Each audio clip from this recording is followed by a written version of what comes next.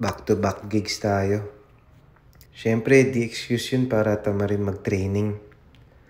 Need lang ng extra effort at kailangan magsingit din ng time para mag-rehearse. Ito advantage ko ngayon as a solo artist. Anytime pwede na mag-practice. Yung Saturday sa F-Dance Block along and Domingo yung event. Parang year-end party nila to. Ang solid ng mga performers.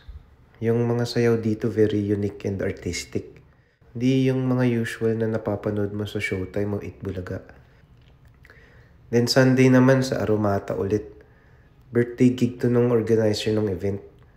Ang saya din since classmate ko siya nung college. Dumating din mga batchmates namin para maki-birthday.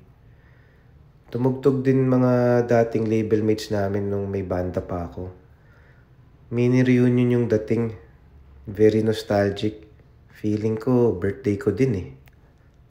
Pero ang pinaka-memorable para sa akin is first time ako mapanood ng mga anak ko on stage. Di nila alam sila inspiration ko kaya ako tumutugtog ulit.